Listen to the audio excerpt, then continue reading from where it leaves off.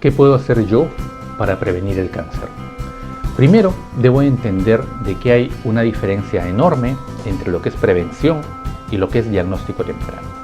Hacerme una ecografía de mama, una mamografía, una resonancia, una ecografía de próstata, análisis, marcadores tumorales, etc., es diagnóstico temprano, no es prevención.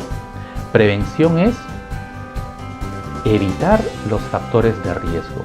Y cada tipo de cáncer tiene factores de riesgo, factores que causan el cáncer.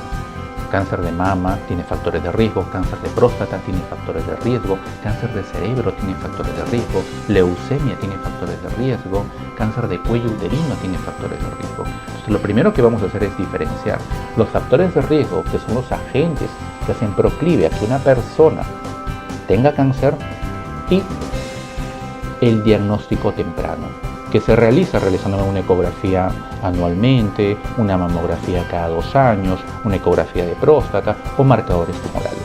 Primer ítem, entonces, diferenciar. ¿Cómo prevengo el cáncer? Evitando factores de riesgo, evitando las causas. Y 2, si yo sé que tengo esos factores de riesgo o esas causas, pues tengo que hacerme un diagnóstico temprano. Debemos, adicionalmente a ello, erradicar algunos mitos respecto al cáncer. El primero de ellos es prevenir, es evitar factores de riesgo.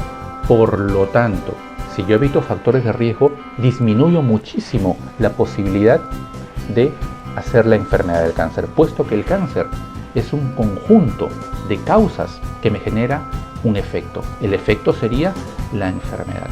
Y ahí hay algo muy importante que tenemos que desechar. Antiguamente, te hablo de hace más de 50 años, todos suponíamos que el cáncer era 100% hereditario. Es decir, que si mi mamá, mi abuelita, mi hermana, mi tía, mi tío tenían cáncer, yo tenía enormes posibilidades de tener cáncer.